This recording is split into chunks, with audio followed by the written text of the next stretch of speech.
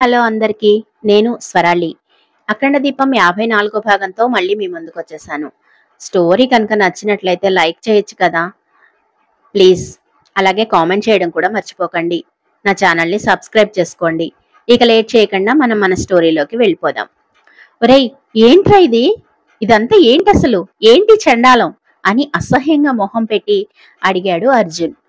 ఆ సరయు భాగవతం అని నవ్వుతూ చెప్పాడు సంతోష్. మరి నువ్వు దీనిని పెళ్లి చేసుకుంటానని ఎలా అనగలుగుతున్నావురా అని చిరాగ్గా అడిగాడు అర్జున్. అది సరే కాని మరిప్పుడు నువ్వు చెప్పు, నేను దాన్ని పెళ్లి చేసుకుంటానని నువ్వెలా అనుకున్నావు అని తిరిగి ప్రశ్నించాడు సంతోష్. సారీరా బావా, ఏదో ఆవేశంలో అలా మాట్లాడేశాను. రియల్లీ సారీ అని బాధగా అన్నాడు అర్జున్. పర్లేదులేరా, నువ్వు నిజమైన ఫ్రెండ్వి కాబట్టి నా బాగు కోరుకున్నావు. మైథిలికి సొంత అన్నయ్య ఉన్నా కూడా ఇలా రియాక్ట్ అవ్వడేమో అనిపించింది ఒక్క క్షణం అని హ్యాపీగా అన్నాడు సంతోష్. మరోసారి సారీ చెప్తున్నాను బావా, ఏమి అనుకోకు. నువ్వు మళ్ళీ ఎక్కడ మీ అమ్మని గుడ్డిగా నమ్ముతున్నావేమోనని అలా మాట్లాడేశాను అని మనస్ఫూర్తిగా మళ్ళీ సారీ చెప్పాడు అర్జున్. అరే, నువ్వు ఇన్నిసార్లు సారీ చెప్పక్కర్లేదురా, కానీ ఒక విషయం గుర్తుంచుకో, ఇంకోసారి ఆ భువనేశ్వరి దేవిని మా అమ్మ అనకు. ఆవిడంత పెద్ద రాక్షసిని నేను ఇంకెక్కడా చూడలేదు. సరేలే, ఇక నేను ఇంటికి వెళ్తాను. ఆ రంగాగాడు నా కోసం ఈ స్ట్రీట్ బయట వెయిట్ చేస్తూ ఉండుంటాడు. పీచే సన్నాసి ఉదయం నుంచి తిరుగుతూనే ఉన్నాడు కదా, వాడికి కూడా కొంచెం రెస్ట్ ఇద్దాం అని అన్నాడు సంతోష్. జరిగినవన్నీ తలుచుకొని సంతోష్, అర్జున్ ఇద్దరు కాసేపు నవ్వుకున్నారు. ఆ తర్వాత అర్జున్, సంతోష్ ఇద్దరు ఎవరి కార్లలో వాళ్ళు ఇంటికి బయలుదేరారు. సంతోష్ కార్ బయటికి వస్తుండడం చూసి రంగా అలర్ట్ అయ్యి కారుని ఫాలో అవడం మొదలుపెట్టాడు. సైడ్ మిర్రర్లోంచి రంగా కారుని చూసి నెమ్మదిగా నవ్వుకున్నాడు సంతోష్. ఆ తర్వాత తన మొబైల్ స్విచ్ ఆన్ చేసి డ్రైవ్ చేస్తూ కూర్చున్నాడు. భువనేశ్వరీదేవికి సంతోష్ మొబైల్ యాక్టివేట్ అయినట్లుగా మెసేజ్ వచ్చింది. అది చూసి వెంటనే ఒక్క క్షణం కూడా ఆలస్యం చేయకుండా సంతోష్కి ఫోన్ చేసింది భువనేశ్వరీదేవి. భువనేశ్వరీదేవి నుంచి తనకు కాల్ వస్తుందన్న సంగతి ముందే గమనించాడు సంతోష్. అందుకే ఆమె పేరు డిస్ప్లే మీద చూడడంతో వంకరగా ఒక నవ్వు నవ్వుకొని ఫోన్ లిఫ్ట్ చేసి మాట్లాడడం మొదలుపెట్టాడు. హలో నాన్న, ఎక్కడున్నావు? ఏమైపోయావు? ఉదయం నుంచి నీ ఫోన్ ట్రై చేస్తూనే ఉన్నాను, అస్సలు కలవడం లేదు. నువ్వు సేఫ్ గానే ఉన్నావు కదా? అసలు ఏమైంది? ఎందుకు ఫోన్ స్విచ్ ఆఫ్ చేశావు అని వరుసగా ప్రశ్నలు అడుగుతూ వెళ్తోంది భువనేశ్వరీదేవి. నాకేమవుతుందమ్మా, నేను సేఫ్ గానే ఉన్నాను.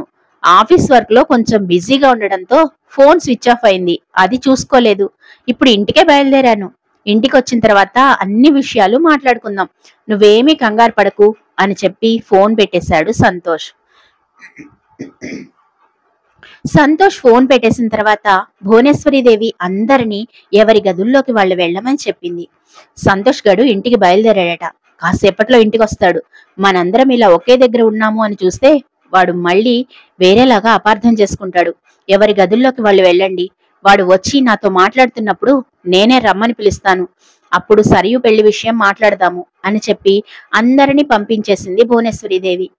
ప్రభాకర్, మంజుల ఇద్దరు వాళ్ళ గదిలోకి వెళ్లి మాట్లాడుకోవడం మొదలుపెట్టారు. ఈ రోజు ఏదో ఒక విషయం తేలిపోవాలి. సరియుని ఇలాగే వదిలేస్తే మనకి పరువు పోతుంది. సంతోష్తో ఈ రోజు మీరు గట్టిగా మాట్లాడండి అని అన్నది మంజుల. నేను అదే అనుకుంటున్నాను మంజు. ఈ రోజు విషయం అటో ఇటో తేల్చేస్తాను. అక్క కూడా మన వైపే ఉంది కాబట్టి పెద్ద ప్రాబ్లం లేదు. నేను కూడా గట్టిగానే మాట్లాడతాను. ఒకవేళ నేను ఎక్కడన్నా తడబడ్డా నువ్వు అందుకో అంటూ చెప్పి నవ్వాడు ప్రభాకర్. నేను చేసే పని నేను ఎలాగో చేస్తాలే కాని మన సరయుకి ఏంటో ఇలాంటి బుద్ధులొచ్చాయి, అన్ని మేనత్త పోలికలు అని విసుగ్గా అన్నది మంజుల.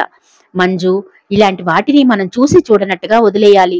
ఇన్ని కోట్ల రూపాయల ఆస్తి వస్తుంది అన్నప్పుడు నువ్వు మా అక్కని టార్గెట్ చేశావు అంటే మనకే నష్టం. అందుకే కొంచెం తగ్గి ఉండమని చెప్తున్నాను.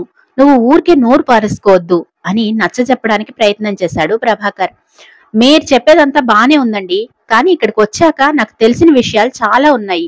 మీ అక్కకు కూడా ఒక లవర్ ఉన్నాడట, అది కూడా ఈ వయసులో. ఆవిడికి కొంచెం కూడా సిగ్గు లేకుండా పోతోంది అని చిరాగ్గా అన్నది మంజుల. ఈ విషయం నీకెవరు చెప్పారు అని కోపంగా అడిగాడు ప్రభాకర్. ఏముంది, మీ ముద్దుల కూతురు చెప్పింది. అయినా ఈ విషయం మీకు కూడా తెలిసే ఉంటుంది కదా, నా ఒక్కదానికే తెలియదు. మీరు వాళ్ళు చేసే తప్పులన్నింటినీ ఇలా దాచిపెడుతూనే ఉండండి. నా పిచ్చి కాని మీరు మాత్రం తక్కువ వాళ్ళ ఏమిటి అని అన్నది మంజుల. మంజు, ఇప్పుడు ఒకళ్ళనొకళ్ళం నిందించుకుంటూ కూర్చునే సమయం కాదు. మనందరం కలిసి సరియు పెళ్లి చేయాలి. అది కూడా ఈ ఇంటి కోడల్ని చేయాలి. ఈ ఆస్తి మొత్తం సరియు పేరు మీదకి మారేలాగా చూడాలి. అది కదా మన టార్గెట్. ఇప్పుడు నువ్వు అక్కతోటి ఇష్టం వచ్చినట్టు మాట్లాడావు అంటే తనకి కోపం వస్తుంది. అదంతా అవసరమా చెప్పు అని బుజ్జగించడానికి ప్రయత్నం చేశాడు ప్రభాకర్. నేను సైలెంట్ గానే ఉంటాను కానీ బయట వాళ్ళంతా సైలెంట్ గా ఉండడం లేదు కదా. ముందు ఆ కొరియర్ సంగతి చూడండి. ఆ తర్వాత మీ బావ కాని బావ అదే ఆ భూపతి ఎక్కడికి వెళ్ళాడో ఎంక్వైరీ చేయించండి. ఈ పెళ్లి జరగాలంటే చాలా ఆటంకాలు ఉన్నాయి. వాటన్నింటినీ ఎలా సాల్వ్ చేయాలో ముందు అది ఆలోచించండి అని అన్నది మంజుల. అవన్నీ నేను చూసుకుంటాను డార్లింగ్, కొంచెం నవ్వచ్చు కదా అని అన్నాడు ప్రభాకర్. వీటికేమీ తక్కువ లేదు కానీ ముందు సంతోష్తో ఎలా మాట్లాడాలో రిహార్సల్ వేసుకుని ఉంచుకోండి. ఆ తర్వాత వాడు అడిగే ప్రశ్నలకి తడబడద్దు. జాగ్రత్తగా సమాధానం చెప్పండి. అలాగే సరయుని కూడా కొంచెం ఎమోషనల్ డ్రామా ప్లే చేయమని చెప్పండి అని అన్నది మంజుల. సరయుకి ఏం చెయ్యాలో ఎలా బిహేవ్ చేయాలో అన్ని అక్క ఆల్రెడీ చెప్పేసింది. మన సరియు కూడా నటించవే అంటే జీవించేస్తుంది. ఆ విషయంలో మనం డౌట్ పడాల్సిన అవసరం ఏమీ లేదు. నాకు నువ్వు ఎక్కడ నోరు జారుతావో అనే భయంగా ఉంది. అంతకు మించి వేరే ఏమీ లేదు అని అన్నాడు ప్రభాకర్. నేను సైలెంట్ గానే ఉంటాలండి. అవసరమైనప్పుడు మాత్రం కొంచెం సలహాలు ఇస్తూ ఉంటాను. ఆ పురోహితుడికి కూడా చెప్పి ఉంచండి. ఒకవేళ సంతోష్ ఒప్పుకుంటే సాధ్యమైనంత తొందరగా ముహూర్తాలు పెట్టించాలి అని చెప్పండి అని అన్నది మంజుల. మంజుల, నువ్వు కంగారు పడకు, నేను అన్ని ఏర్పాట్లు చేసే ఉంచాను. సంతోష్ ఒక్క మాట పెళ్లి చేసుకుంటాను అని చెప్తే చాలు. సాధ్యమైనంత తొందరగా ముహూర్తాలు పెట్టడానికి పంతులు రెడీగా ఉన్నాడు. వాడికి ముందుగానే డబ్బులు ముట్ట చెప్పేశాను కాబట్టి నువ్వేమీ కంగారు పడకు, అంతా ప్రశాంతంగా జరిగిపోతుంది అని చెప్పాడు ప్రభాకర్. సరేలే చూద్దాం, ముందైతే పెళ్లి గురించి మాట్లాడదాం అని అన్నది మంజుల. సరియు కూడా తన గదిలోకి వెళ్లి డోర్ లాక్ చేసుకుని మొబైల్ బయటికి తీసి మాట్లాడడం మొదలుపెట్టింది. సరియు రాజేష్ కి కాల్ చేసింది. ఆ టైంకి రాజేష్ షీలాతో చాలా బిజీగా ఉన్నాడు. కానీ ఫోన్ సరియు నుంచి వస్తూ ఉండడంతో షీలాను వదిలిపెట్టి ఫోన్ తీసుకొని ఫోన్ మాట్లాడుతూ బయటకు వచ్చాడు. ఏంటి బేబీ, మొన్న వెళ్లిపోయిన తర్వాత ఒక ఫోన్ లేదు, ఒక మెసేజ్ లేదు, ఏమీ లేదు. మళ్ళీ ఏదైనా ప్లాన్ చేసావా లేదా చెప్పు అని కంగారుగా అడిగాడు రాజేష్. నీ బొంద, మనం ఆ రోజు చేసింది పెద్ద పెంటాయి కూర్చుంది. నన్ను ఎవరో ఫొటోస్ తీసి మా బావకు చూపిస్తామని బెదిరిస్తున్నారు. అసలు ఇదంతా నీ వల్లే జరిగింది అని కోపంగా అన్నది సరియు. ఇది మరీ బాగుంది. చేసిందంతా నువ్వు చేసి నన్ను బ్లేమ్ చేస్తావేంటి? అసలు ఆ రోజు ప్లాన్ చేసిందే నువ్వు కదా.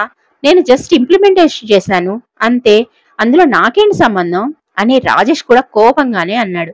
ఏంటి రాజేష్, నీ మాటల్లో ఏదో తేడా వస్తోంది. షీలాతో చాలా బిజీగా ఉన్నట్టున్నావు అని కావాలనే అతని రెచ్చగొడుతూ మాట్లాడింది సరయు.